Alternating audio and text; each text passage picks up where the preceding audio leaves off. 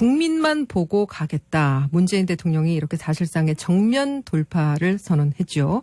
이에 대해서 정우택 자유한국당 원내대표는 야3당에 대한 선전포고다라면서 장외 투쟁 가능성까지 시사했습니다. 파워인터뷰 이 시간에 각 당의 입장을 들어보고 있는데요. 어제 바른정당이어서 오늘은 여당 의원 연결해 보겠습니다. 육선 의원이십니다. 고 노무현 대통령 당시에 초대 대통령 비서실장 지내셨고 열린우리당 의장, 민주당 비대위 대표 등등을 역임한 중량감 있는 의원이신데요. 얼마 전에 문재인 정부 특사로 일본 아베 총리를 만나고 오셨죠. 경기 의정부시 갑 더불어민주당 문희상 의원과 이야기 나눠보겠습니다. 자, 문 의원님 안녕하십니까? 안녕하세요. 반갑습니다. 예, 안녕하십니까? 오늘 한일 관계 관련한 질문하고 전국 현안 문제 관련한 질문을 드릴 텐데요. 어느 얘기 먼저 할까요? 아무거나 좋습니다. 예. 절에 간 섹시예요. 예? 절에 간 섹시예요. 해주시는 대로. 절에 간 섹시. 예, 알겠습니다. 자, 우리 섹시님하고 전국 현안 얘기를 먼저 좀 해보겠습니다. 예. 그 육선 의원이시면은 4반세기를 이상을 국회에서 보내셨기 때문에 전국을 보는 그 깊이가 남다르실 것 같은데요. 예. 지금 문재인 대통령이 강경화 외교부 장관 임명할 것 같습니다. 야3당의 반발이 거셉니다. 전국이 또 꽁꽁 얼어붙게 생겼는데 이거 해법이 없을까요? 글쎄요.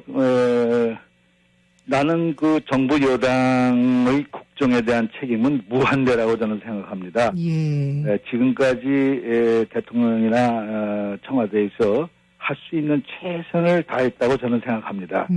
역대 없었죠. 그런 일들은. 그렇죠. 예. 야당 접촉 그리고 대화 그리고 탈권위적 행보 이런 모든 걸 감안했을 때 대통령으로서는 최선을 다했다고 생각할지 모르겠어요. 그러나 결국 최종적인 책임은 여당 정부한테 있기 때문에 결국 또 마지막까지 최선을 다해야 된다고 생각하고 저는 그 강경화 후보자에 관해서는 좀 독특하게 생각하고 있습니다. 특별하게. 그건 왜냐하면 저는 외통위 소속 의원이었고요. 그러시죠. 실제로 청문회를 해보니 그 아주 탁월한 발탁 인사가 됐다라고 난 좀 봅니다. 우선 비외무고시 출신이고 그리고 70년 유리천장을 깬 최초의 여성이라는 점. 그래서 그 자체가 임명이 외무 혁신의 어떤 그런 상징성이 있다는 측면에서 꼭 좀 됐으면 좋겠어요. 사실 강 후보자는 계속 국외에서 있어왔기 때문에 국내에서는 능력이라든지 뭐 인성 이런 부분이 잘 안 알려져 있거든요. 네, 그렇습니다. 문 의원께서는 강 후보자와 직접적인 인연이나 후보자에 대해서 뭐 건너들으신 부분이 있으시죠? 있습니다. 예, 좀 얘기 좀 여러 번 해주세요. 얘기하셨는데 저한테 특히 아주 가슴에 딱 심장에 새겨놓듯이 말씀해 주신 분이 그 여성 총리를 지내시고 지금은 영어 생활을 하고 계신 한명숙 총리예요. 네, 그분은 면회 갔었어요. 최근에. 근데 그분이 매일 기도한다는 거예요. 우리 강경화 장관이 꼭 임명되기를 바라면서 그 이유는 자기가 만난 가장 품성이 좋은 분이래요. 그리고 능력과 자질을 떠나서 품성이 뛰어나다라는 얘기를 우선 하고 그다음에 자기가 들은 영어 중에서 최고급으로 완벽한 영어를 한다는 거예요.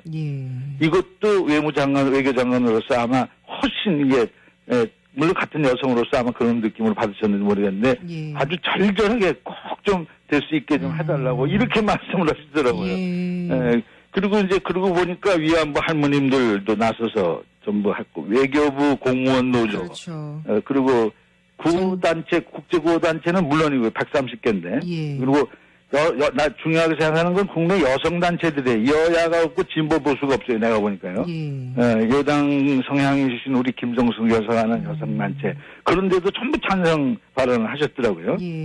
그리고 반기문 유엔 총장을 비롯해서 그 유엔 전직 장관들, 우리 외교 장관들. 그렇죠. 주 유엔 대사들까지 뭐 지지 성명을 냈더라고요. 그리고 또 62%의 국민이 지지한다는 것은, 대통령이 국회냐 국민이냐는 이게 같은 동급인데, 대통령이 판단할 때 둘 다 국민이고 국민의 대표고 하는데, 그래도 둘이 경선이랄까 경합되는 분위기일 때는 국민에다 방점을 찍으신 거 아닙니까? 난 무리가 없다고 생각합니다.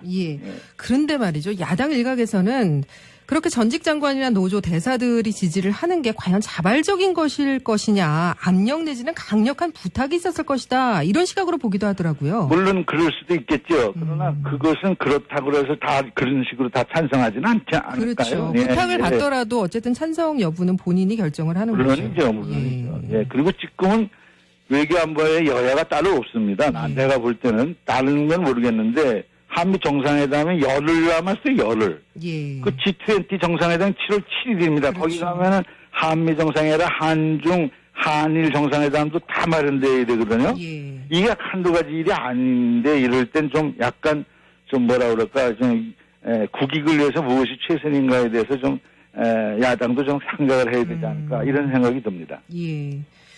결국 문재인 대통령은 내각 인선에 대해서 정면 돌파할 것임을 시사를 했는데, 하지만 네. 여소야대 국면에서 야당의 협치를 이끌어내기 위해선 뭐 앞서 정부와 여당이 노력을 많이 했다는 얘기는 하셨습니다마는, 네. 그래도 그게 좀 부족한 것이 아니야. 야당이 볼 때는 많이 부족하다. 뭐 이런 지적도 있는데 어떻게 보세요?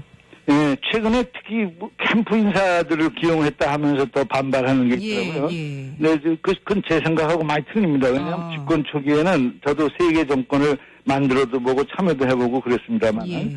그러나 집권 초기에는 그 양의 동서가 없어요. 초창기에는 어느 정부건 캠프 인사들을 기용할 수밖에 없어요. 아, 그렇습니다. 예. 특히 뭐 내각제를 주장하는 데는 뭐 100% 그 당 사람들이 거의 들어가고 연정을 해야 서너 개 들어가는 거거든요. 예. 그리고 미국 같은 경우도 이제 기본적으로 카터가 당선되면 조지아 주지사 출신이니까 조지아 사단이 이제 들어옵니다. 예. 클린턴은 아칸손인데 아칸손 팀이라고 그래가지고 아칸손 팀이 주력 부대였어요. 예. 요새 트럼프 보면은 가족이 총동원되는 거 아닙니까? 딸, 사이, 뭐 사돈의 8점까지 다 트럼프 근처에 측근들이 잡아가서 뒤집어 이렇게 외워 싸잖아요. 예. 그것은 비난할 일이 아니고 다만 어떤 경우냐면 그 인사가 전문성도 없는 사람이 적재적소에 대한 고려도 없이 막 그냥 신세각기 보훈 인사 이런 식으로 임명되는데 문제가 있는데 예. 문재인 정부 초기에 지금 이 인사는 내가 보기에는 지역 안배 그다음에 그 적재적소라는 그런 측면에 있어서는 그렇게 크게 비난받을 이 소지는 없어요. 예. 굉장히 탕평이나 여기에 굉장히 신경 써가면서 원칙에 충실하니까 저 인사라고 저는 평가합니다. 예.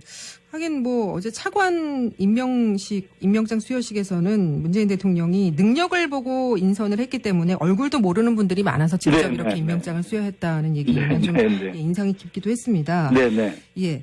그런데 안경환 법무장관 후보자는 좀 문제가 있지 않습니까? 네, 개인적으로는 아주 훌륭한 인격의 소유자입니다. 예. 제가 아는 그분은 솔직 담백해가지고 마음에 없는 소리를 못하는 그런 형의 사람이에요. 그러니까 그분이 옛날에 글로 말로 그런 말을 좀 이학적인 요소를 좀 포함해서 솔직하게 얘기한 대목일 거예요. 예. 나는 그렇게 무슨 심각하게 문제가 되는 그런 대목은 없을 거라는 생각이 전 드는데요. 개인적으로는 인격자예요. 예. 근데 혼인신고를 그 상대 여성의 동의도 받지 않고 일방적으로 했다가 취소되는 무효 판결을 받는 뭐 그런 일도 과거에 있었다고 하거든요. 법무장관 후보자인데 괜찮을까 좀 걱정이 되는 영원히 부분이 많습니다. 자유로운인가 아닌가 하는 생각이 들면서 그 판단 여부는 저는 개인적으로는 아주 훌륭한 인격을 가진 분이라고 생각합니다. 예. 그렇군요. 근데 그 야당에서는요. 문재인 대통령이 고위공직자 배제 5대 원칙이 잘못됐음을 좀 직접 시인하고 사과해라.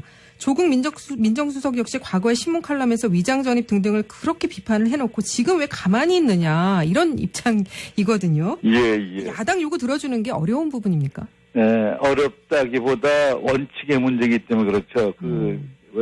특히 대통령은 좀 갑갑할 정도로 원칙에 강한 분이에요. 자기 그렇죠. 한 말에 대한 책임 때문에 예. 그렇습니다. 이게 그냥 뭐라 그럴까 그냥 어물어물 그냥 남기려면 얼마든지 할 수 있죠. 예. 마음에 없는 사과라도. 예. 근데 실제로 상당한 분의 대통령으로서는 양보하는 말씀이랄까 사과에 준하는 말씀을 하셨어요. 예. 예, 그런데 이제 앞으로 중요한 것은 건건이 지금 그런 5개 원칙에 딱 맞는 사람을 고르려면 아마 누구 말 맞다나 예수님이나 무슨 공자님이 와도 통과가 안 될 거라고 그런 얘기는. 부처님이 오시면 가능할 것 같긴 합니다. 네, 예. 그런 시중에 농담도 있습니다만은 나는 그렇게 생각해요. 그것이 또 어느 정도의 준칙, 기준 이런 것을 지금 새롭게 정립을 할 때라고 생각합니다. 청와대는 청와대대로 검증기관에서 그런 기준을 정해놓을 필요가 있고 국회는 국회대로 여야가 합의로 이제는 몇 번 왔다 갔다 했으니까 정권들이 이제는 뭐가 문제다라는 대목에 대해서 이해가 갈 거라고 생각해요. 예를 들어서 청문회법이 본격적으로 시행된 가령 75년 기준 이전 이후라든지 뭐 예를 들면입니다. 몇 년도 이전 이후 2005년도 그다음에 무슨 예를 들어서 주민등록법이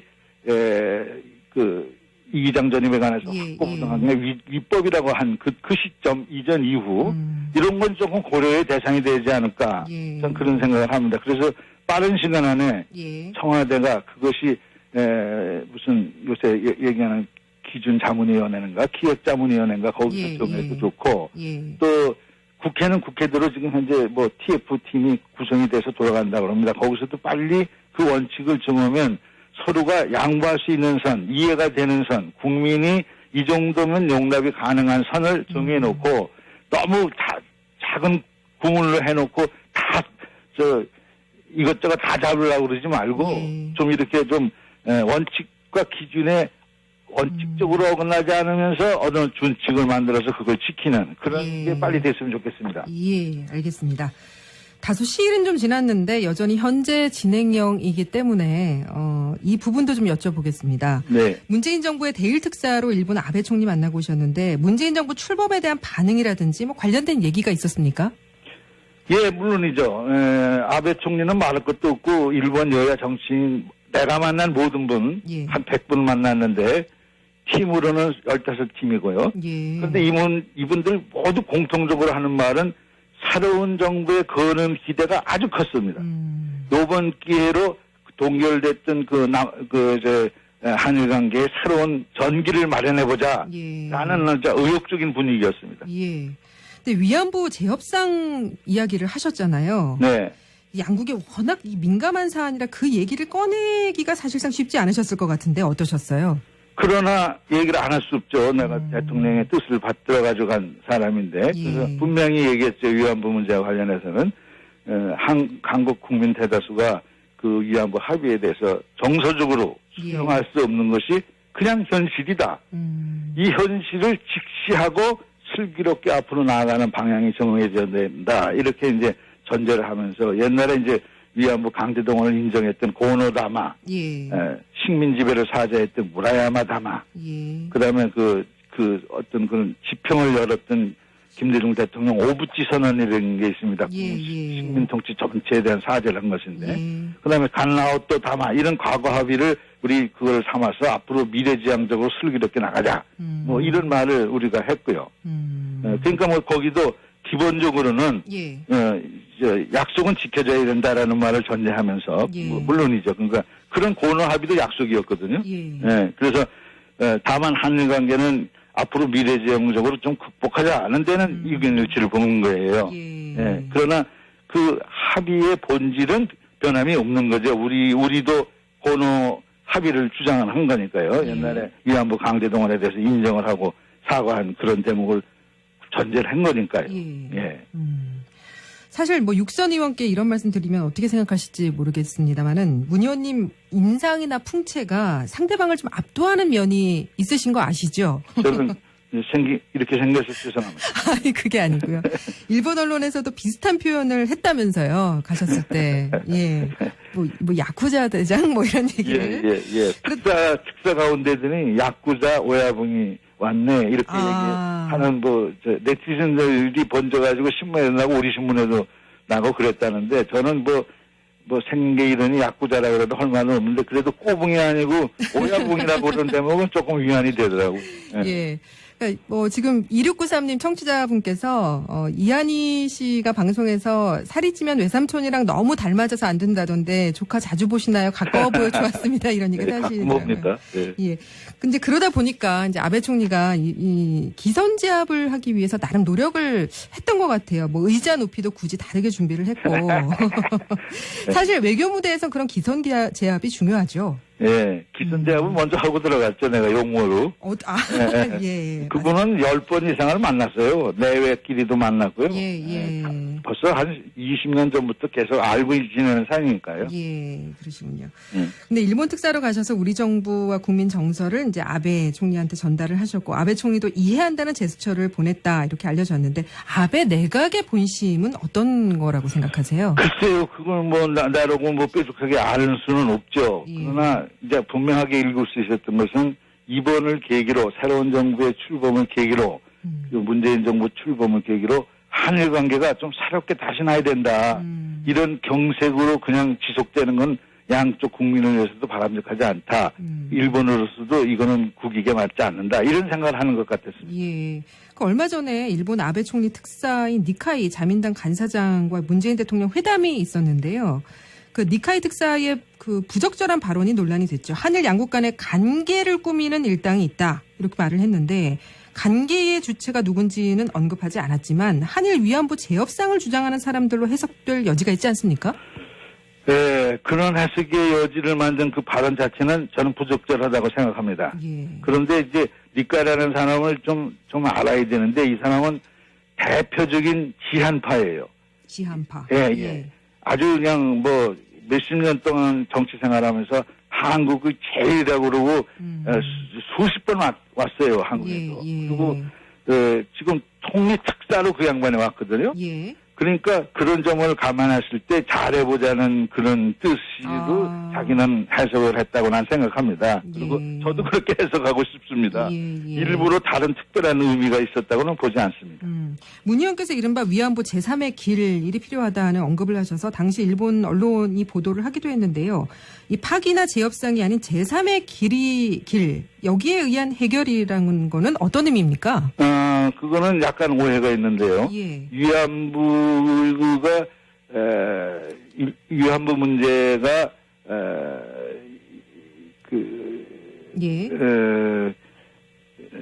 한마디로 얘기하면 위안부 문제의 제3의 길이 아니라 일본 한국 관계, 한국-일본 관계의 제3의 길을 나는 평상시에 주장했죠. 특사로서는 가서 한 말이 없고요.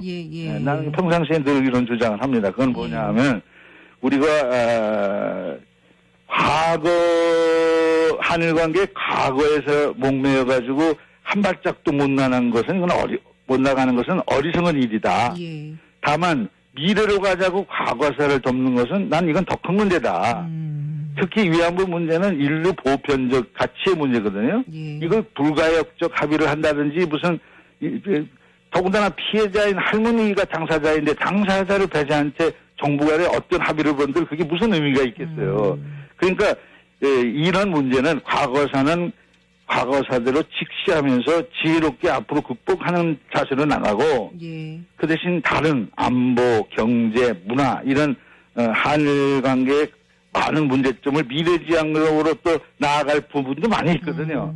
이렇게 과거사와 미래지향적인 루트를 투트랙으로 진행하자. 그 길이 제3의 길입니다. 그러니까 한일 관계 제3의 길이에요. 이런 길로 갈 수밖에 없다는 난 주장을 했고 요번에 일본에 가서 특사로서는 얘기를 못했지만 개인적으로 만난 사람들한테는 늘 그렇게 얘기했고 그분들도 100% 동의해요.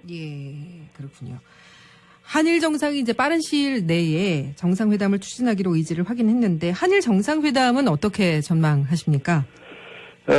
나는 곧 있을 거라고 생각합니다. 그거는 이제 아무리 늦어도 7월 7일, 8일 있는 G20가 있거든요. 그래서 그러면 거기서 자연스럽게 한일 정상회담을 이미 합의가 됐을 거예요. 그것은 지난번에 니카이 간사장 왔을 때 시간과 일자만 안 나왔지 실제로는 그때 됐을 거라고 생각하고 제가 갔을 때는 그분들이 원하는 건 빠르면 빠를수록 좋다.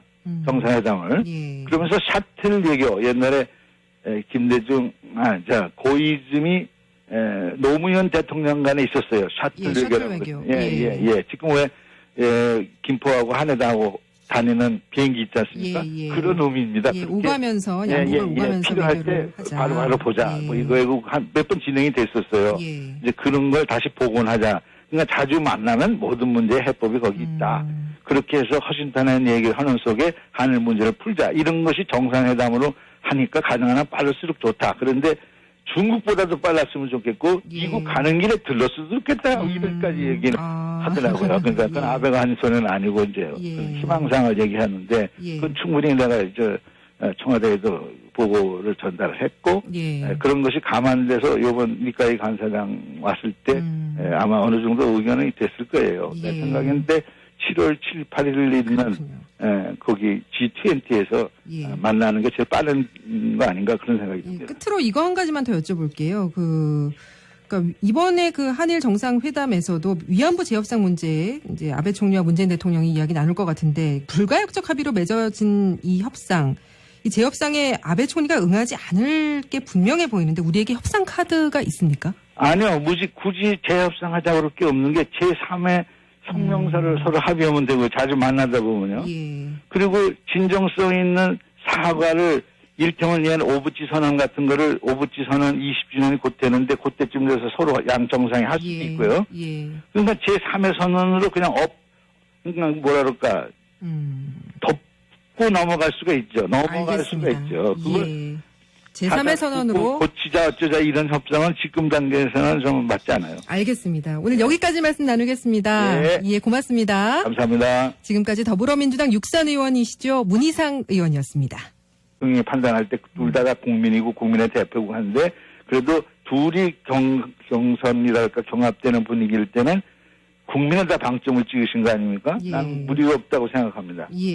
그런데 말이죠. 야당 일각에서는 그렇게 전직 장관이나 노조 대사들이 지지를 하는 게 과연 자발적인 것일 것이냐, 압력 내지는 강력한 부탁이 있었을 것이다. 이런 시각으로 보기도 하더라고요. 물론 그럴 수도 있겠죠. 그러나 그것은 그렇다고 해서 다 그런 식으로 다 찬성하지는 않지 않을까요? 그렇죠. 부탁을 받더라도 어쨌든 찬성 여부는 본인이 결정을 하는 거죠. 물론이죠. 그리고 지금은 외교안보에 여야가 따로 없습니다. 내가 볼 때는 다른 건 모르겠는데 한미 정상회담에 열흘 남았어요. 열흘. 그 G20 정상회담 7월 7일입니다. 거기 가면은 한미 정상회담, 한중, 한일 정상회담도 다 마련돼야 되거든요. 이게 한두 가지 일이 아닌데 이럴 땐 좀 약간 좀 뭐라 그럴까 좀 국익을 위해서 무엇이 최선인가에 대해서 좀 야당도 좀 생각을 해야 되지 않을까 이런 생각이 듭니다.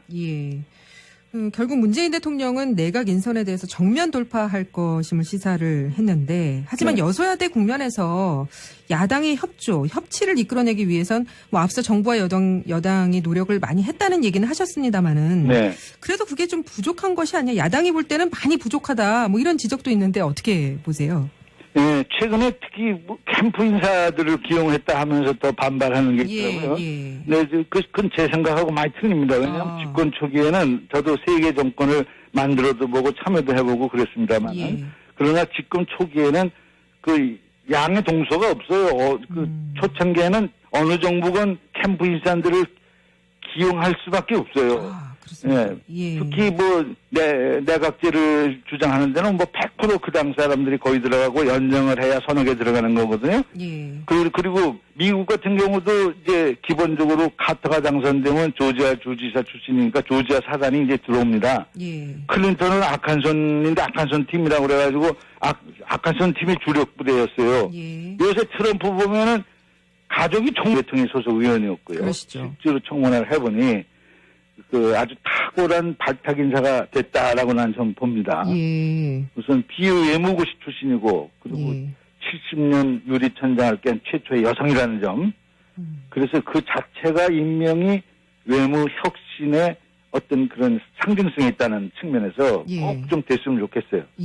사실 강 후보자는 계속 국외에서 있어왔기 때문에 국내에서는 능력이라든지 뭐 인성 이런 부분이 잘 안 알려져 있거든요. 네, 그렇습니다. 문 의원께서는 강 후보자와 직접적인 인연이나 후보자에 대해서 뭐 건너들으신 부분이 있으시죠? 있습니다.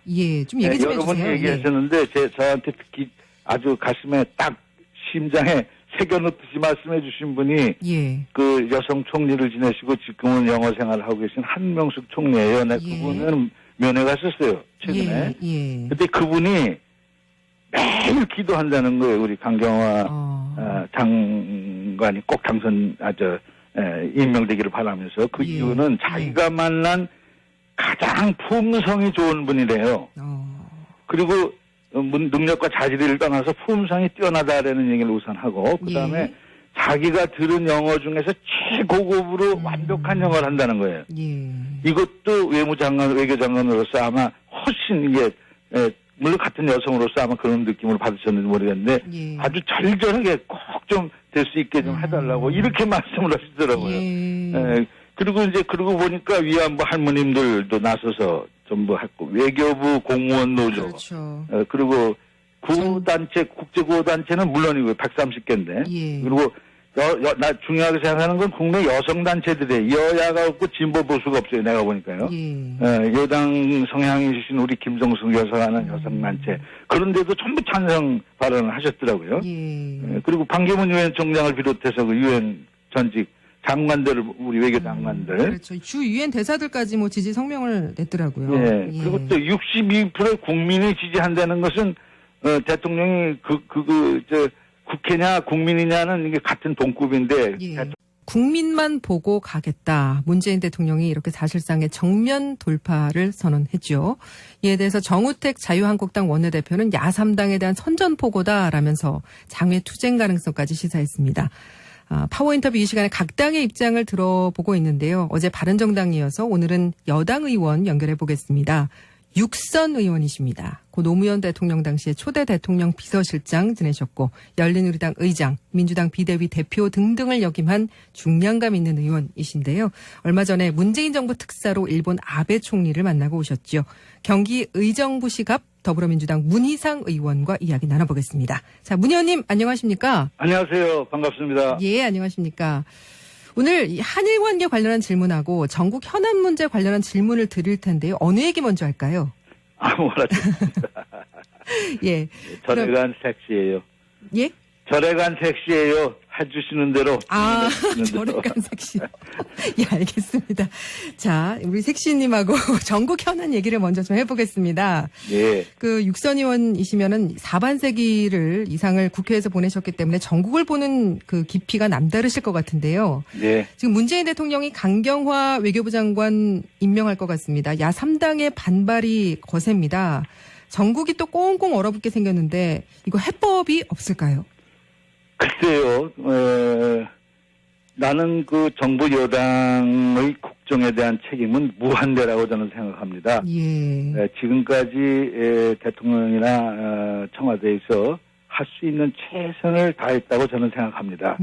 역대 없었죠, 그런 일들은. 그렇죠. 예. 야당 접촉, 그리고 대화, 그리고 탈권위적인 행보, 이런 모든 걸 감안했을 때 대통령으로서는 최선을 다했다고 생각할지 모르겠어요. 그러나 결국 최종적인 책임은 여당 정부한테 있기 때문에 결국 또 마지막까지 최선을 다해야 된다고 생각하고 저는 그 강경화 후보자에 관해서는 좀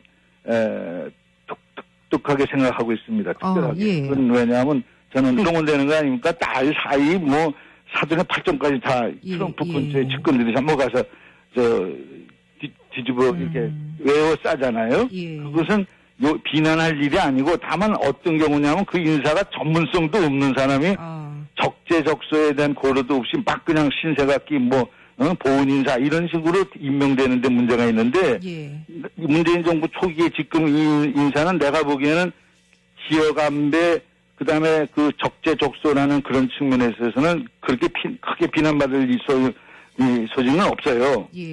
굉장히 탕평이나 여기에 굉장히 신경 써가면서 원칙에 충실하니까 인사라고 저는 평가합니다. 예. 하긴 어제 차관 임명장 수여식에서는 문재인 대통령이 능력을 보고 인선을 했기 때문에 얼굴도 모르는 분들이 많아서 직접 이렇게 임명장을 수여했다는 얘기는 좀 인상이 깊기도 했습니다. 네네. 예. 그런데 안경환 법무장관 후보자는 좀 문제가 있지 않습니까? 네.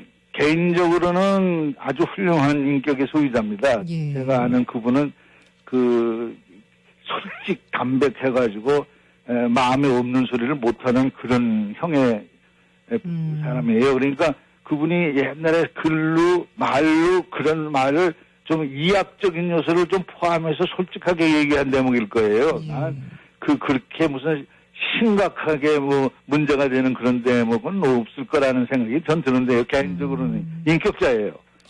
근데 혼인신고를 그 상대 여성의 동의도 받지 않고 일방적으로 했다가 취소되는 무효 판결을 받는 뭐 그런 일도 과거에 있었다고 하거든요. 법무장관 후보자인데 괜찮을까 좀 걱정이 되는 영원히 자유로운인가 아닌가 하는 생각이 들면서 그 판단 여부는 저는 개인적으로는 아주 훌륭한 인격을 가진 분이라고 생각합니다. 예. 그렇군요. 근데 그 야당에서는요. 문재인 대통령이 고위공직자 배제 5대 원칙이 잘못됐음을 좀 직접 시인하고 사과해라. 조국 민정수석 역시 과거의 신문 칼럼에서 위장 전입 등등을 그렇게 비판을 해놓고 지금 왜 가만히 있느냐 이런 입장이거든요. 예. 야당 요구 들어주는 게 어려운 부분입니까? 네, 어렵다기보다 원칙의 문제이기 때문에 그렇죠. 특히 대통령은 좀 갑갑할 정도로 원칙에 강한 분이에요. 자기 그렇죠. 한 말에 대한 책임 때문에 그렇습니다. 이게 그냥 뭐라 그럴까 그냥 어물어물 그냥 남기려면 얼마든지 할 수 있죠. 마음에 없는 사과라도. 근데 실제로 상당한 분의 대통령으로서는 양보하는 말씀이랄까 사과에 준하는 말씀을 하셨어요. 그런데 이제 앞으로 중요한 것은 건건이 지금 그런 5개 원칙에 딱 맞는 사람을 고르려면 아마 누구 말 맞다나 예수님이나 무슨 공자님이 와도 통과가 안 될 거라고 그런 얘기는. 부처님이 오시면 가능할 것 같긴 합니다. 네, 그런 시중에 농담도 있습니다만은 나는 그렇게 생각해요. 그것이 또 어느 정도의 준칙, 기준 이런 것을 지금 새롭게 정립을 할 때라고 생각합니다. 청와대는 청와대대로 검증기관에서 그런 기준을 정해놓을 필요가 있고 국회는 국회대로 여야가 합의로 이제는 몇 번 왔다 갔다 했으니까 정권들이 이제는 뭐가 문제다라는 대목에 대해서 이해가 갈 거라고 생각해요. 예를 들어서 청문회법이 본격적으로 시행된 가령 75년 기준 이전 이후라든지 뭐 예를 들면입니다. 몇 년도 이전 이후 2005년도 그다음에 무슨 예를 들어서 주민등록법이 이기장 전입에 관해서 확보부당하게 위법이라고 한 그 시점 이전 이후 이런 건 조금 고려의 대상이 되지 않을까 저는 그런 생각을 합니다. 그래서 빠른 시간 안에 청와대가 그것이 무슨 요새 얘기하는 기준자문위원회인가 기획자문위원회인가 거기서 정해도 좋고 또 국회는 국회대로 지금 현재 뭐 TF팀이 구성이 돼서 돌아간다고 합니다. 거기서도 빨리 그 원칙을 정하면 서로가 양보할 수 있는 선, 이해가 되는 선, 국민이 이 정도면 용납이 가능한 선을 정해놓고 너무 작은 구문으로 해놓고 다